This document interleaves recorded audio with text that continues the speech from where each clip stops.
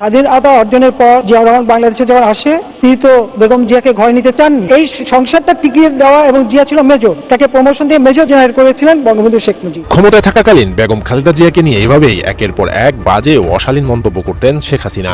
রাজনৈতিক প্রতিপক্ষকে প্রতিহিংসার বশবর্তী হয়ে নানাভাবে ঘায়েল করতে চাইতেন। সংবিধান সংশোধন জাতীয় রাজনীতি এবং প্রশাসনের একটি অত্যন্ত গুরুত্বপূর্ণ অধ্যায়। ভরা সংসদের মধ্যে খালেদা জিয়াকে কটাক্ষ করে কি অপমানটাই না করেছিল সেদিন শেখ হাসিনা।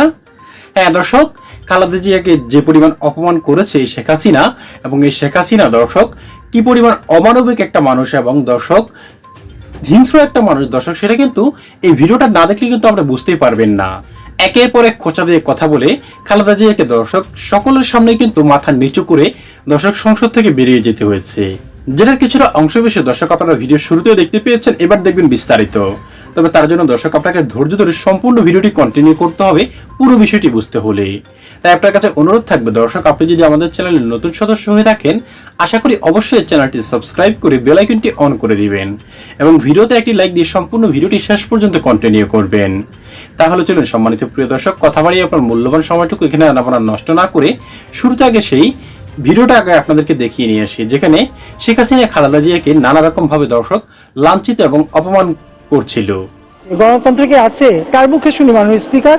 এমন একটি দল, যে দলটা সৃষ্টি করেছে একজন সামরিক জান্তা, ছিল সেনাপ্রধান, এবং সেই সেনাপ্রধান কখনো হচ্ছে 15ই আগস্ট জাতির পিতা বঙ্গবন্ধু শেখ মুজিবুর রহমান বাংলাদেশের রাষ্ট্রপতি, তাকে হত্যার যে পরিকল্পনা করা হয়, যার মূল শক্তি ছিল এই জিয়াউর রহমান। এটা কর্নেল রশিদ, খুনি এবং ফারুক, তাদের বিবিসিতে ইন্টারভিউতে স্পষ্ট আছে, এবং মোস্তাকের সব থেকে প্রিয় বান্দা। এরা যদি জিয়াউর রহমান তাদের সাথে না থাকতো, কোনোদিন এই ষড়যন্ত্র করতে পারতো না। কারণ জিয়াউর রহমান উপসেনা প্রধান, আর উপসেনা প্রধান কেন করা হয়েছিল তার ইতিহাস আমি জানি, আমাদের বিএনপির এখন যারা হয়তো অনেকেই জানে না, যে 1971 সালে যে স্বাধীনতা অর্জনের পর জিয়াউর রহমান বাংলাদেশে যখন আসে, তিনি তো বেগম জিয়াকে ঘরে নিতে চাননি। কারণ, এবং তার আরেকটা ঘটনা ছিল, সেটা আমি জানি, কোন এক নর্থ থেকে আমাদের তখন রিফিউজিদের সাহায্য করতে আসতো। জিয়াউর রহমান ছিল কুমিল্লায়, জিয়াউর রহমানকে কুমিল্লা থেকে তখন পাসপোর্ট ভিসার কোনো বাড়াই ছিল না, যে কেউ আসতে পারতো, তখন কেবল স্বাধীন হয়েছে দেশ। তখন জিয়াউর রহমানকে উপসেনা প্রদান করে ঢাকায় নিয়ে আসা হয় এবং তার সংসারটা টিকে রাখা হয়, এবং সেটা করেছেন জাতির পিতা বঙ্গবন্ধু শেখ মুজিব। এবং এই খবরটা আবার তাকে দিয়েছেন আমার ফুফা সৈয়দ হোসেন সাহেব। এই সংসারটা টিকিয়ে দেওয়া, এবং জিয়া ছিল মেজর, তাকে প্রমোশন দিয়ে মেজর জেনারেল করেছিলেন বঙ্গবন্ধু শেখ মুজিব। আর সেই জিয়াই ষড়যন্ত্র করলো মোস্তাককে নিয়ে, কর্নেল রশিদ ফারুককে, মেজর কর্নেল ফারুককে নিয়ে। তাদের কাছে আবার সে 15 আগস্টের পরেই কিন্তু খন্দকার মোস্তাক অবৈধভাবে যখন নিজেকে রাষ্ট্রপতি ঘোষণা দিল, জিয়াউর রহমানের বানালো প্রধান সেনাপতি। তো একাধারে সেনাপতি, সেই মোস্তাকে ভোট দিয়ে জিয়াউর রহমান যখন নিজেকে রাষ্ট্রপতি ঘোষণা দেয়, মাঝখানে আবার আরেকজন কিছু দিনের জন্য ছিল সায়েম সাহেব, এবং সায়েম সাহেবকে জিয়া সোজা দিয়ে বলছিল যে বর্ণভবনে তিনি তখন রাষ্ট্রপতির দায়িত্বে আছেন, কারণ মোস্তাকের বিদায় পরে সায়েম সাহেব এসেছে। তখন সায়েম সাহেবকে জিয়াউর রহমান সোজা বলে দিয়েছে যে আপনি প্রথমে চিফ মার্শাল অ্যাডমিনিস্ট্রেটর আমাকে ঘোষণা দেন। তখন বলে যে রাষ্ট্রপতি তো করবে, রাষ্ট্রপতি না, সেনাপ্রধানকে দিতে হবে। অস্ত্রের ভয় তিনি সই করলেন।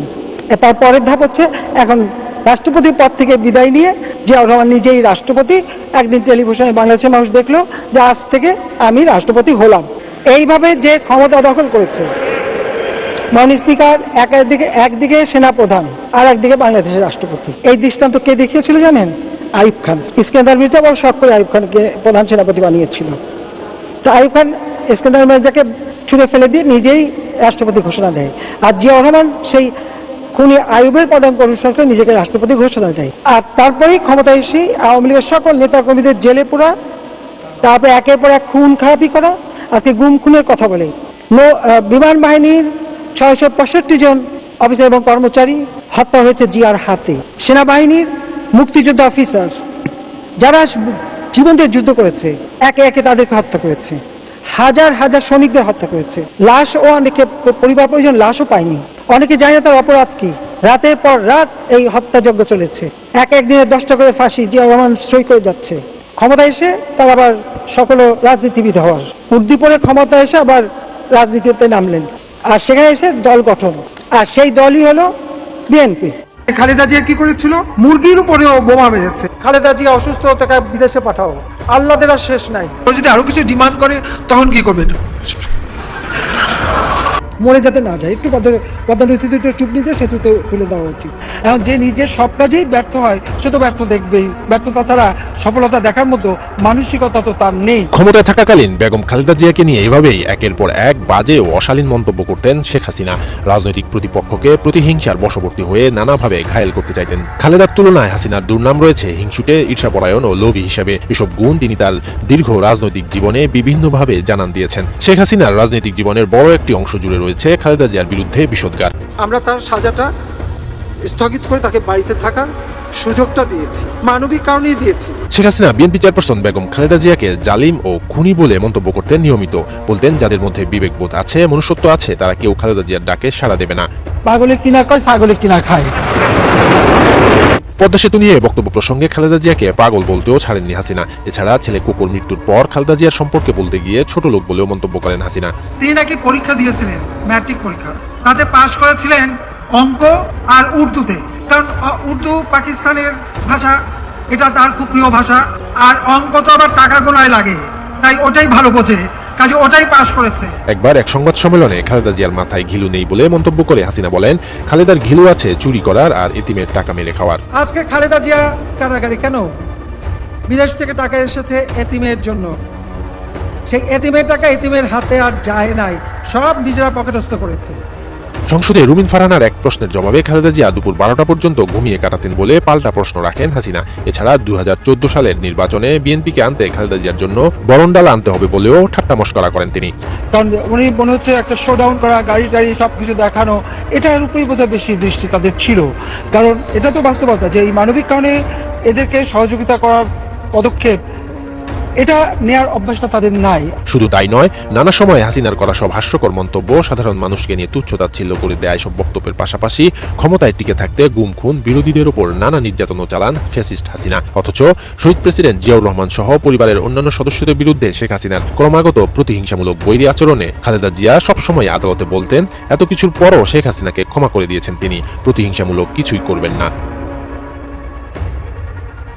হ্যাঁ, সম্মানিত প্রিয় দর্শক শ্রোতা, আপনারা তো ভিডিওতে দেখতে পেয়েছেন যে শেখ হাসিনাকে খালেদা জিয়াকে দর্শক কি পরিমাণ কটাক্ষ করে কথাগুলি বলেছে, তাও আবার ভরা সংসদের মধ্যে, মহান সংসদের মধ্যেই। আর এতেই কিন্তু আপনারা বুঝতে পারছেন যে আসলে শেখ হাসিনা দর্শক কি পরিমাণ একজন খারাপ মন মানসিকতার মানুষ ছিল, যার ফলে কিন্তু দর্শক আজ কিন্তু তার এই পরিণতি হয়েছে। কারণ দর্শক একটা কথাই আছে, আপনি পাপ করলে আপনাকে বাপকেও কিন্তু ছাড়ে না, আর এটার প্রমাণে কিন্তু শেখ হাসিনা পেয়ে গিয়েছে। আর বর্তমানে খালেদা জিয়ার যে একটা সম্মান দর্শক সারা দেশের মানুষের কাছে দলমত নির্বিশেষে, এটাও দেখলে কিন্তু দর্শক আপনারা ধারণা পেয়ে যাবেন যে আসলে মানুষের কর্ম যে কি পরিমাণ মানুষকে ফল দেয়, সেটা কিন্তু আপনারা দেখতে পেয়েছেন এবং বুঝতেই পেরেছেন। সম্মানিত দর্শক শ্রোতা, আপনিও যদি খালেদা জিয়াকে ভালোবাসে থাকেন দর্শক, অবশ্যই কিন্তু খালেদা জিয়ার নামটি লিখে যাবেন আমাদের কমেন্ট বক্স এবং ভিডিওতে অবশ্যই একটি লাইক দিয়ে যাবেন। আপনি যদি আমাদের চ্যানেলের নতুন সদস্য হয়ে থাকেন, আশা করি অবশ্যই চ্যানেলটি সাবস্ক্রাইব করে বেল আইকনটি অন করে দিবেন। দর্শক, আজ এখানেই শেষ করছি। সকলে অনেক ভালো থাকবেন। সকলকে জানাই ধন্যবাদ সম্পূর্ণ ভিডিওটি দেখার জন্য। দর্শক, খোদা হাফেজ।